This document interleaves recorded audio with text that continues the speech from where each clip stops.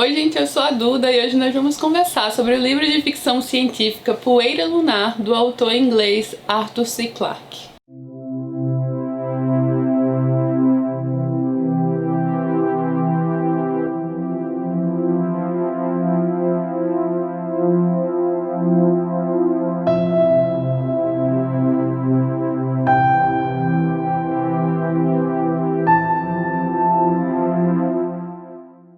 Antes de Poeira Lunar, eu só tinha lido um livro do Arthur C. Clarke, que foi justamente seu livro mais famoso, 2001, Odisseia no Espaço, que é um dos meus livros de ficção científica favoritos e um dos mais famosos de todos os tempos, seja pelo livro ou mesmo pela adaptação do Stanley Kubrick, que fez um estrondoso sucesso. Desde então eu já queria muito ler outra coisa dele, tem uma foto dele aqui atrás. Ele morreu bem velhinho, escreveu um monte de livros, morreu em 2008, aos 90 anos, nasceu em 1917, então ele passou por muitas coisas, muitas transformações e também todas essas transformações espaciais, né, do homem indo para o espaço, o homem indo para a Lua. Arthur C. Clarke, inclusive, é considerado um grande visionário, ele conseguiu prever muitas mudanças científicas e progressos.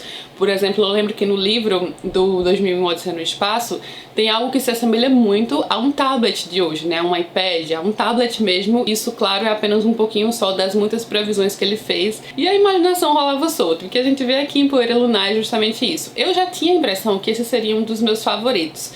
Algumas pessoas vieram me falar, lê Encontro com Rama, lê O Fim da Infância, porque sim, ele tem vários outros mais famosos que Poeira Lunar, mas eu queria ler especificamente este aqui, gente, porque esse aqui é um livro de sobrevivência, aquele tipo de livro em que acontece um desastre e as pessoas precisam correr contra o tempo para poderem se salvar, e existe sempre aquela tensão constante. Eu adoro esse tipo de livro, esse tipo de história. A vibe desse livro me lembrou muito o Perdido em Marte. Se você já leu e se você já assistiu o filme Perdido em Marte e gosta daquele filme, você muito provavelmente também vai amar Poeira Lunar, porque ele tem uma vibe muito parecida, num local quase intransponível, num local hostil, num local que faz de tudo para matá-las, basicamente. Típica história do homem versus natureza. Isso está aqui no âmago de Poeira Lunar. E um esforço comunal, um esforço conjunto de várias mentes, vários cientistas para tirarem aquelas pessoas dali. Então é muito naquela mesma vibe do livro Perdido em Marte, que é um livro que eu adoro, um filme que eu adoro. E então eu sabia que muito provavelmente eu ia gostar muito dessa história, independente de não ser dos mais famosos do Arthur C. Clarke. E eu estava absolutamente certa. Esse foi um livro que eu li quase de uma vez só, eu li em 2 dias, eu não conseguia parar. E ele começa justamente nos apresentando a nave Selene. Essa seria uma nave de turismo que faz um passeio pela Lua num local que é conhecido como Mar da Sede, e é um local cheio de poeira. A questão é que não é uma poeira normal, ela é uma poeira completamente diferente de tudo que os seres humanos conhecem, e ela ainda não foi pesquisada muito a fundo. Aqui nós estamos mais ou menos por volta de 2050, então até próximo, né, de nós, muito mais do que na época em que o Arthur C. Clarke escreveu o livro. Ele foi publicado originalmente em 1961, e o que o autor previu aqui nesse livro é que nós já estaríamos colonizando o sistema solar, outros planetas e, claro, a Lua. A Lua então tornou-se um destino turístico, um grande destino turístico exótico, diferente. A humanidade já está acostumada com todas as coisas que vem na Terra, já cansou, então muita gente tem essa vontade também de fazer turismo na Lua, e estamos tão avançados que em apenas 24 horas é possível para qualquer pessoa com condições financeiras, porque não é qualquer pessoa que pode ir à Lua, mas ela precisa sim ter muito dinheiro. Em 24 horas ela pode estar lá na Lua fazendo turismo lunar. Aqui algumas pessoas também já chegaram a nascer na Lua. Tem parte de seres humanos que já são habitantes da Lua, né? Estão originalmente lá desde que nasceram, e aí ele até explora algumas diferenças entre esses seres humanos da Lua e da Terra. O fato também da gravidade lá ser diferente, né? Do peso das pessoas serem diferentes, mas não a massa. Então ele explora esse ambiente, porém ele vai nos contando sobre esse ambiente, sobre essa nova perspectiva, esses avanços dos seres humanos aqui já na Lua e no Sistema Solar, a partir já do desastre da Selene. A gente já começa com esse desastre acontecendo, então o livro já começa na ação, sabe? Ele não demora para acontecer. E essa nave Selene é a primeira nave de turismo, é a primeira de todas, que vai fazer esse turismo pelo Mar da Sede. Até o momento não havia acontecido problema algum, a nave é completamente equipada para a sobrevivência, tem muito oxigênio lá, mesmo que aconteça algo, eles ainda terão oxigênio por pelo menos uma semana, bastante comida. Eles pensaram em várias coisas, vários aspectos para manter a sobrevivência dos turistas, das pessoas que resolvessem se aventurar por aquele local. E é uma viagem muito bonita, é um passeio de poucas horas, Então a gente começa já com este passeio que vai dar muito errado. Eu falei nave, né, mas ela na verdade se assemelha muito mais a uma embarcação, porque ela vai pelo Mar da Sede, né, como eu mencionei. Ela é própria para navegar por esse mar e subir algumas encostas, enfim, algumas coisas na Lua. Então ela vai com algumas hélices, ele explica tudo lá como funciona. Essa parte da ficção científica é muito bem explicada, todos esses processos científicos, algo também similar ao livro, por exemplo, de Perdido em Marte. Ele é considerado um hard sci-fi, né, que é aquele livro já de ficção científica mais avançada, porém não se assustem, porque isso é super tranquilo.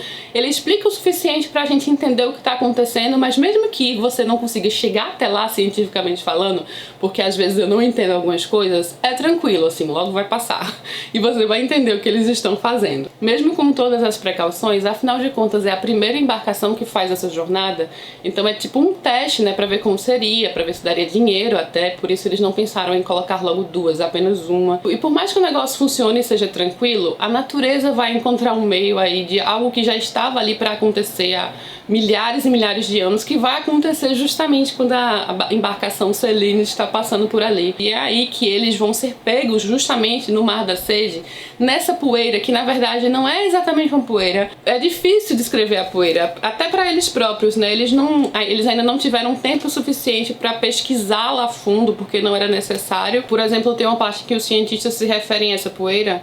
Eles falam que tem as piores propriedades dos sólidos e dos líquidos, e nenhuma das vantagens. Ela não flui, nem fica parada quando você quer. A única pessoa que tem noção da gravidade daquele momento é o capitão da embarcação e sua assistente, que seria a única tripulação, todo o restante seriam os turistas. Porém, eles vão descobrir que tem um astronauta muito renomado que vai ajudá-los também. Essas pessoas então terão ali a liderança da situação, tentando acalmar e também minimizar o que eles estão passando, porque entra aqui toda aquela questão de sobrevivência, de pessoas fechadas em um determinado local e um local que tem tudo para matá-las aos poucos. Toda essa pesquisa científica, essa investigação do que aconteceu com a embarcação e do que eles podem fazer a respeito disso, é muito bem abordada aqui na história. Você sente a tensão do momento, eu diria que é um thriller também de ficção científica, um thriller de sobrevivência. E é interessantíssimo acompanhar o que eles fazem ali dentro da Selene, porque eles tentam manter a ordem.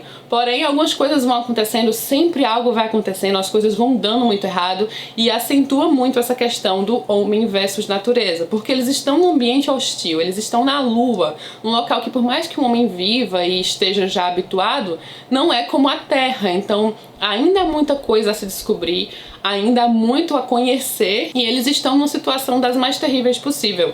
Então há todo esse esforço coletivo e não apenas mundial, né, como eu fiz muitas comparações ao Perdido em Marte, mas é porque me lembra muito a outra história, porque existe esse esforço mundial das mentes mais brilhantes do mundo, só que aqui é um esforço meio que universal, né? O homem já está em outros planetas e todo mundo se vira para o que está acontecendo na Lua. A partir daí vai entrar todas aquelas questões que estamos familiarizados, ainda que no futuro as coisas tenham avançado, são essencialmente as mesmas, como por exemplo os jornalistas, a mídia explorando aquele acontecimento ao máximo e o homem por trás, o engenheiro-chefe, que é o que está carregando tudo isso nas costas, tirar aquela nave, salvar todas as pessoas envolvidas, o que é algo extremamente difícil, mas também muito fascinante acompanhar o que está acontecendo dentro da própria nave. Eles tentam lidar com a situação da melhor forma possível, acalmando, distraindo, e essa parte da distração é também muito divertida. A interação dentro da nave, a forma como o autor trabalhou essas personalidades ali presas dentro,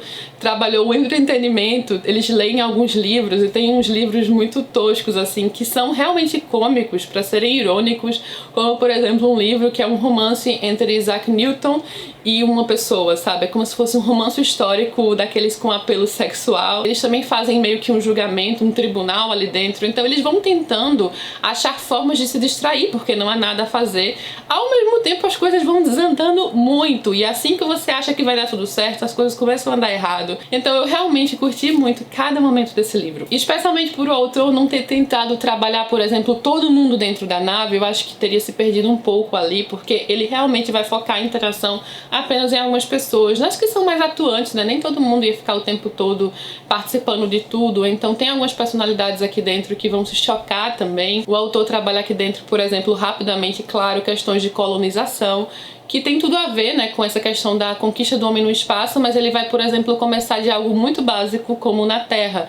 Uma das pessoas da nave, da embarcação, nave barra embarcação, toda hora eu chamo de uma coisa, ele é um aborígene da Austrália, completamente diferente de um ser da Lua. Esse capitão da nave já nasceu na Lua, eles se aproximam, começam a debater como os homens brancos, né, como sempre ocorreu isso de impor sua visão em cima de outras culturas, de outros povos, como o caso aqui desse homem que é descendente de aborígenes australianos. Então ele debate um pouco questões raciais, essa questão de colonização. Em relação à presença da mulher, por mais que esses autores das últimas décadas, e aqui eu me refiro a vários, por exemplo, Asimov, né, e o Arthur C. Clarke, entre muitos outros, por mais que eles tenham visualizado um futuro tão distante, tão avançado, uma coisa que eles não colocaram em seus livros é uma liderança feminina. Às vezes até aparece uma mulher com mais destaque que outras, mas não é algo comum.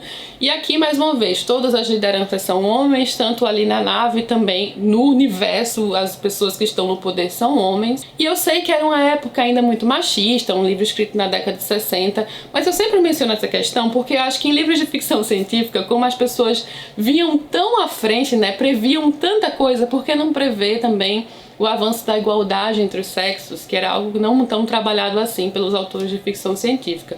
Porém, aqui no Arthur C. Clarke ainda vai um pouquinho mais além, ele coloca uma presença feminina mais constante do que eu encontro, por exemplo, em outros livros. A personagem, que é a assistente do capitão na nave, ela é bem interessante. Tem também uma jornalista, que em determinado momento ela é até rotulada com um termo bem ofensivo, a jornalista, mas existe ali uma presença de mulheres dentro da nave, claro, e a personagem da assistente é uma personagem que se destaca em determinados quesitos. De uma forma geral, a interação entre as pessoas da nave é extremamente interessante, é um dos pontos fortes do livro.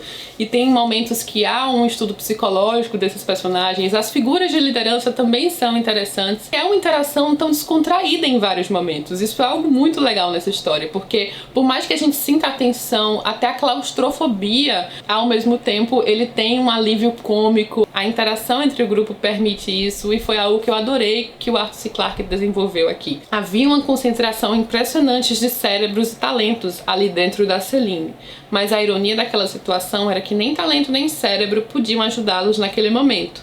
O que precisavam mesmo era de caráter, força moral, ou usando uma palavra mais contundente, bravura. No final das contas, por mais avançadas que sejam as coisas, a natureza humana permanece a mesma, né? Isso a gente vê muito aqui. Existe um momento em que entra um questionamento moral da consciência coletiva, em pensar no todo, em pensar em todos. Eu realmente curti cada pedaço dessa história, da forma como ela foi desenvolvida dentro e fora da Céline. A forma como as coisas são trabalhadas, até a ironia e comicidade do texto, em determinado ponto até eles falam sobre questões extraterrestres, dos seres extraterrestres estão aqui presentes na história. Como é que ele vai trabalhar isso no livro? São pequenos toques de ironia e de previsões que, infelizmente, não se concretizaram. Seria interessante se pudéssemos fazer turismo lunar um dia, e aqui ele estava pensando em uma coisa tão próxima a nós. 50 anos atrás era completamente diferente de hoje, e aqui temos um livro que as previsões ainda não foram concretizadas, mas quem sabe um dia. Eu adorei, gente. Pra mim é um livro 5 estrelas de ficção científica e que recomendo completamente. Como eu falei, eu adoro esse tipo de história de sobrevivência e de esforço conjunto de homem versus natureza. Então pra mim foi apenas maravilhoso. Mas claro, quero ler muito mais coisas do Arthur C. Clarke. Eu já comprei um livro que vai chegar na minha próxima caixa da Amazon. Eu comprei o Fim da Infância, que algumas pessoas recomendaram. Eu só não comprei o Encontro com Rama porque não estava disponível, tá lá esgotado no estoque da Amazon, só tinha no Marketplace, aí eu não comprei. Mas tem um disponível no Kindle Unlimited que eu pretendo ler, que é As Fontes do Paraíso, e o Fim da Infância. Serão minhas próximas leituras do incrível e maravilhoso Arthur C. Clarke. Vou deixar o link para este livro na Amazon aqui embaixo, caso alguém tenha interesse em comprar. Ele tá sempre muito em conta, o que é uma das melhores partes também, né? Um livro mais acessível, por volta dos 20 e 22 reais. Sempre fica mais ou menos nesse preço. E vamos continuar a conversa aqui embaixo, que essa é uma das melhores partes. Se gostou do vídeo, não esquece de curtir, se inscrever no canal. A playlist de ficção científica vai estar aqui ao lado, vou deixar nos cards também. Beijo enorme a todos e até a próxima.